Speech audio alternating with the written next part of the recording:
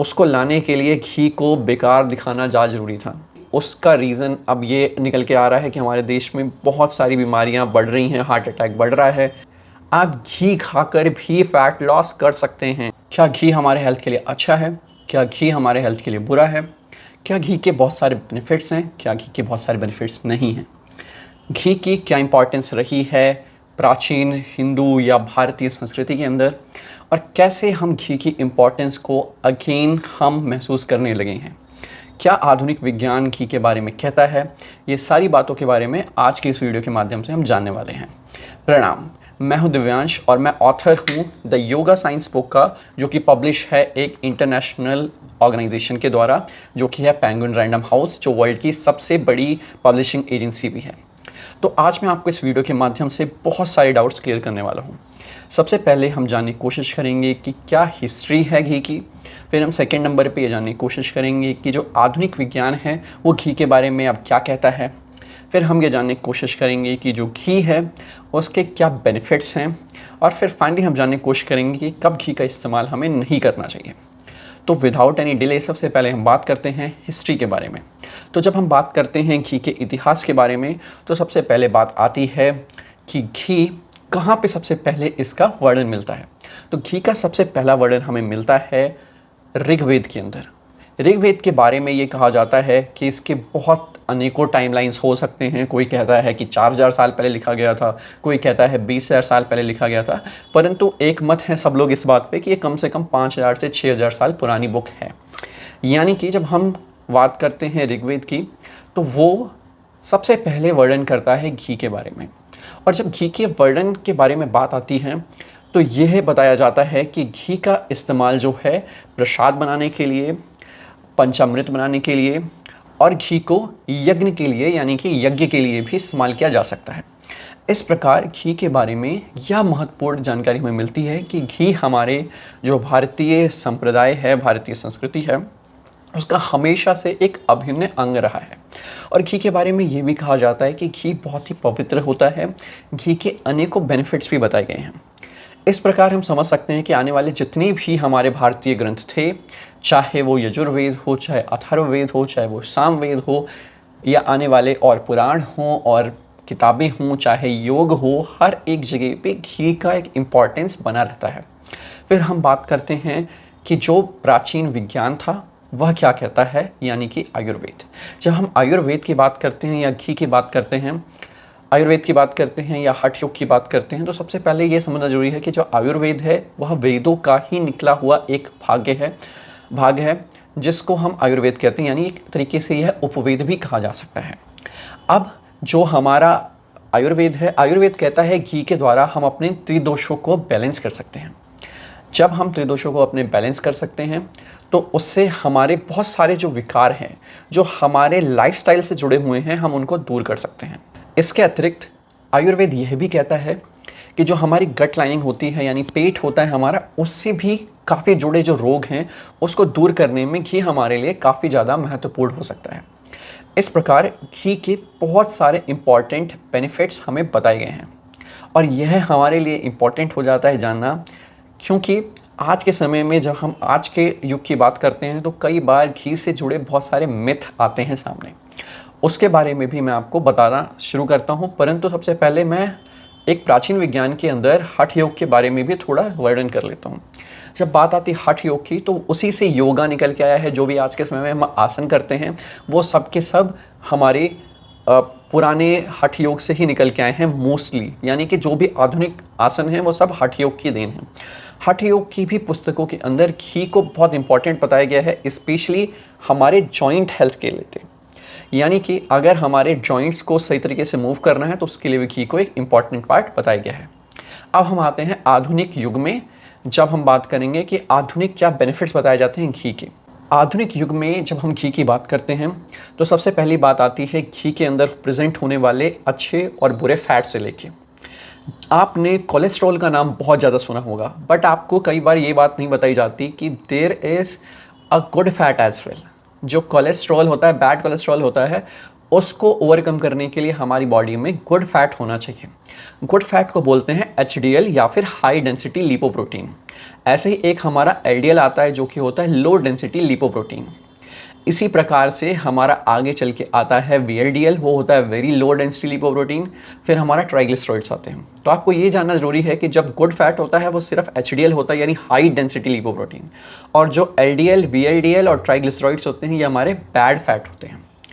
अगर हमारी बॉडी के अंदर एचडीएल एक्स्ट्रा होता है तो हमारी बॉडी के लिए बहुत अच्छा होता है, और एलडीएल, वीएलडीएल और ट्राइग्लिसराइड लो होने चाहिए। परंतु अगर आप में से कोई पेशेंट हैं किसी भी तरीके से कोलेस्ट्रॉल की बीमारी या दिल की बीमारी से, तो मोस्ट लाइकली जब आपने रिपोर्ट्स चेक करी होगी तो उसमें आपको मिला होगा कि आपका एचडीएल लेवल लो होगा, एलडीएल, वीएलडीएल और ट्राइग्लिसराइड का लेवल हाई होगा। ये हाई होने का रीज़न होता है गलत ऑयल इस्तेमाल करना। और जब हम घी की बात करते हैं तो घी एक राइट ऑयल है जिसमें एचडीएल यानी अच्छा फैट काफ़ी ज़्यादा है, बुरा फैट कम है। इसकी वजह से ये हमारे शरीर में इतना अच्छा होता है कि एवोकाडो, जो कि काफ़ी पॉपुलर हो रहा है आजकल हमारे देश में, जो कि लोगों को लगता है ये गुड फैट का काफ़ी अच्छा स्रोत है, हमारे देश के लिए घी को एवोकाडो से भी अच्छा बोला जाता है। तो आपको इस तरीके से पता चलता है कि घी के अंदर बहुत सारी बेनिफिट्स हैं, स्पेशली जो हाई डेंसिटी लिपोप्रोटीन होता है उसकी वजह से। फिर आगे हम बात करेंगे घी के अलग बेनिफिट जो कि है विटामिन से related. Vitamin A, vitamin D, vitamin E और विटामिन के, इनको हम बोलते हैं फैट सोल्यूबल विटामिन, यानी कि जो सिर्फ घी या फैट के प्रेजेंस में ही डिसॉल्व होते हैं हमारी बॉडी में। तो घी के अंदर ये तीनों विटामिन भी काफ़ी अच्छी मात्रा में मिलते हैं जो हमारी बॉडी के लिए अच्छे तरीके से एब्जॉर्ब होने में भी मदद करते हैं। फिर हम बात करते हैं फाइनली घी के जो फाइनल बेनिफिट है वो ये भी है कि हमारे जो गट लाइनिंग होती है उसके लिए, जैसा आयुर्वेद में लिखा था वैसे ही आधुनिक विज्ञान ने भी इसको पाया है कि हमारे गट के लिए अच्छा है। साथ में आपको ये भी जानना होगा कि हाँ, जैसा हठ योग में भी बोला गया था, फैट के बेनिफिट्स हैं हमारे जॉइंट हेल्थ से रिलेटेड भी। अब मैं फाइनली बात करना स्टार्ट करूँगा कि जब हम बात करते हैं वेट लॉस की तो घी का क्या इंपॉर्टेंस है। जब हम वेट लॉस की बात करें तब भी घी हमारे लिए बहुत इंपॉर्टेंट हो जाता है। आप घी खाकर भी फैट लॉस कर सकते हैं और यह सत्य है। परंतु जब आप घी खा के फैट लॉस कर रहे हैं तो आपको कुछ बातों का ध्यान रखना है। पहली चीज़, घी से भी आपको बहुत सारी एनर्जी मिलती है और उस एनर्जी को आपको बर्न करना है। वो आप बर्न करने के लिए चाहे वो जिम जाएं, चाहे आप थोड़ी रनिंग करें, चाहे आप कुछ और करें, परंतु आपको ये ज़रूर ध्यान रखना है कि जो घी से आप एनर्जी ले रहे हैं उसको बर्न करना पड़ेगा। पर अच्छी बात यही है कि जो मैंने कुछ देर पहले गुड फैट बताया था, वो गुड फैट आपके लिए आपकी बॉडी से बैड फैट निकालने में मदद करता है। यानी good fat as a transporter काम करता है बैड फैट को हमारे लिवर के पास ले जाने में, और लिवर से हमारी बॉडी में वो मेटाबोलाइज होता है, यानी कि पूरी बॉडी में वो पाचन क्षमता के थ्रू जो बैड फैट होता है वो निकल जाता है। अब ये जो चीज़ें हैं ये हो गया हमारे घी के कुछ अच्छे बेनिफिट्स, और मॉडर्न साइंस ने जो बताया है वो भी। अब हम आगे चल के बात करते हैं घी के इस्तेमाल को हमें कब ध्यान देना है कि कब हमें घी का इस्तेमाल नहीं करना। घी का अच्छा बेनिफिट ये भी है कि इसका स्मोकिंग पॉइंट काफ़ी हाई है। आई थिंक 250 डिग्री सेल्सियस इसका स्मोकिंग पॉइंट है। परंतु यहाँ पे एक इम्पॉर्टेंट बात ध्यान रखने की ये भी हो जाती है कि जो घी का हाई स्मोकिंग पॉइंट है उसके बावजूद घी को कुकिंग में इस्तेमाल ना करें। हाँ, घी को अगर आप कुकिंग में इस्तेमाल करेंगे, उसको हाई टेम्परेचर पर लेके जाएंगे, तो चांसेस है जो उसके बेनिफिट्स हैं वो बेनिफिट चले जाएं, क्योंकि एलडीएल, वीएलडीएल ये सब चीज़ें ज़्यादा भी हो सकती हैं और इसकी बायो अवेलेबिलिटी भी बढ़ जाएगी। बायो अवेलेबिलिटी बढ़ने का मतलब ये है कि वो तेज़ी से डाइजेस्ट होने की वजह से हमारी बॉडी में नुकसान कर सकता है। तो इसके लिए हमें करना क्या है, घी को कंज्यूम कैसे करना है। घी को कंज्यूम करने के लिए आपको ध्यान इस चीज़ का रखना है कि जब आप घी कंज्यूम कर रहे हैं तो उसको रोटी के ऊपर से लगाएं, पराठे के ऊपर से लगाएं, दाल के ऊपर से डालें, सब्जी के ऊपर से डालें, परंतु उसको गर्म करके बहुत ज़्यादा यूज़ ना करें। तो ये एक इम्पॉर्टेंट चीज़ है घी के बारे में जानने के लिए। अब मैं घी के बारे में एक और बड़ी चीज़ बताने वाला हूँ जिसके लिए काफ़ी ज़्यादा आपको सतर्क रहना है। जब से हमारे देश में इंडस्ट्रियलाइजेशन आई तब से घी का जो यूजेज है हमारे देश में बढ़ा, जो कि ज़रूरत भी बढ़ रही थी ऑफ कोर्स, पर उसके साथ साथ गलत प्रैक्टिसेस भी घी के साथ जुड़ गई। यानी कि अब हम जो घी के जो दूध के ऊपर की जो मलाई होती थी उससे घी बनाना हमने स्टार्ट कर दिया, परंतु ये वाला जो मेथड है वो इतना अच्छा नहीं है। इससे बेटर मेथड वो था जो पुराना हमारा मेथड था, बिलौना मेथड। बिलोना मेथड के अंदर हम क्या करते थे, और बाय द वे ये बिलोना मेथड हमारे पुराने सारे स्क्रिप्चर हमारे ग्रंथों में भी मेंशन्ड है। तो इसमें हम क्या करते थे कि घी सबसे पहले दही बनाते थे दूध से। दही बनाने के बाद उसको हाथ से मथते थे। मथने के बाद हम फाइनली उसको एक पॉट में, अर्थन पॉट, या फिर हम उसको एक घड़े के अंदर, मिट्टी के बर्तन के अंदर डाल के फिर उसको घी बनाते थे फाइनली। तो इस प्रकार घी बनता था, और इस प्रकार से जो बना हुआ घी है बिलोना मेथड से, वो आज के समय में भी सर्वोच्च है। ज़्यादातर लोग जो लैक्टोज इंटॉलरेंट हैं उनके लिए भी ये मेथड से बना घी काफ़ी अच्छा माना जाता है। लैक्टोज टॉलरेंट वो लोग होते हैं जो मिल्क को ढंग से कंज्यूम नहीं कर सकते, और हमारे देश में एक बड़ा पॉपुलेशन है जो मिल्क को ढंग से कंज्यूम नहीं कर सकता। लोगों को नहीं पता इस बारे में, पर हाँ, हमारे देश में एक बड़ी पॉपुलेशन मिल्क को डाइट कंज्यूम नहीं कर सकती, दूध के उत्पाद को डाइट नहीं खा सकते। अब एक बात आती है यहाँ पे अहिंसा को लेकर, कि क्या जो दूध है वो क्रुएल्टी फ्री है। तो मैं कहूँगा जब भारत की बात आती है तो हमारे देश के अंदर घी क्रुएल्टी फ्री है, दूध के उत्पाद क्रुएल्टी फ्री हैं, क्योंकि यहाँ पे जो हमारे एनिमल्स होते हैं ज़्यादातर घरों में इनको एक फैमिली मेम्बर की तरह देखा जाता है। इनके लिए अलग से खाना होता है, इनके लिए जो खेतों से खाना निकालते हैं, कई बार उगाते हैं स्पेशली उनके लिए चरी। मेरे गांव में जो मेरे पास खुद की गाय है उसके साथ में हम अलग से चरी उगाते हैं, चरी उसको काट के देते हैं, अलग से उसको खिलाते हैं। तो बहुत पालन लालन उसका होता है।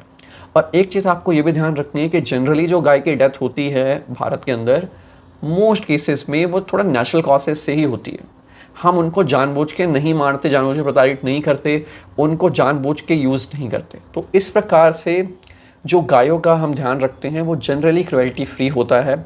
इस वजह से अगर आप वीगन हैं तो आप कंसीडर कर सकते हैं भारत में होने वाले मिल्क के उत्पाद को लेकर। और फाइनली मैं इस वीडियो को एंड करने से पहले आपको एक जानकारी और देना चाहूँगा, वो ये है कि एक टाइम था जब घी के बारे में बहुत ज़्यादा गलत शोध भी बाहर आई थी, और वो लोग घी के बहुत सारे नेगेटिव पॉइंट्स बता रहे थे।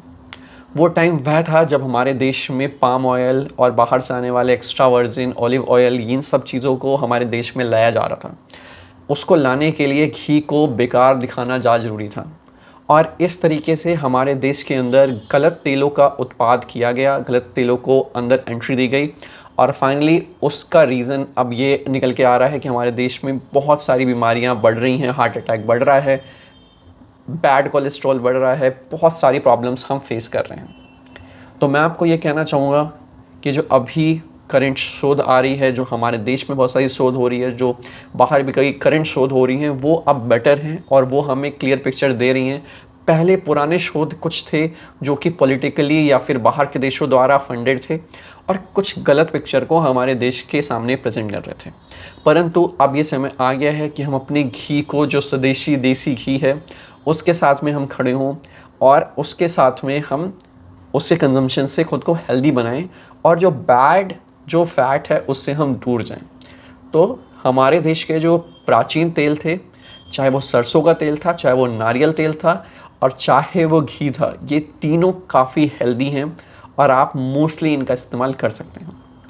अगर आपको इस वीडियो से कुछ वैल्यूएबल जानने को मिला तो मैं काफ़ी खुश हूँ। आप प्लीज़ इस बारे में कमेंट सेक्शन में ज़रूर मेंशन करें। आप नेक्स्ट किस टॉपिक के बारे में देखना चाहते हैं वीडियो, ये भी मुझे ज़रूर बताएं। मैं इस चैनल को स्पेसिफिकली योग और स्वास्थ्य से रिलेटेड रखना चाहता हूँ, और उससे रिलेटेड ही कंटेंट हम पोस्ट करते हैं। अगर आप हमारे व्हाट्सएप पे जुड़ना चाहते हैं तो भी मैं आपको लिंक दे दूँगा डिस्क्रिप्शन में। और फाइनली मैं आपको ये भी बोलना चाहूँगा कि जिस तरीके से मैंने घी के बारे में बताया, वैसे ही मैंने योग के ऊपर ये पुस्तक लिखी है जिसका नाम है द योगा साइंस। ये आपको अमेज़ॉन पे मिल सकती है, जिसके अंदर मैंने मॉडर्न और वेस्टर्न या किसी भी तरीके का जो विज्ञान है पूरी दुनिया में, चाहे पुराना हमारा प्राचीन विज्ञान हो हमारे देश का, उस सब के थ्रू बताया है कि योग कैसे हमारे शरीर के लिए बहुत अच्छा है। तो इस प्रकार जो वेस्टर्न नैरेटिव हैं, जो कई बार गलत बताते हैं कुछ चीज़ों को, जैसे योग के कुछ बुरे परिणाम भी बताते हैं, उस सब को काउंटर करते हुए मैंने एक ये बुक बनाई है। आप प्लीज़ इसको, अगर आप योग से जुड़े हैं तो ज़रूर इसको पढ़ सकते हैं। मैं मिलता हूँ आपको अगली वीडियो में, तब तक के लिए have a sigh of relief.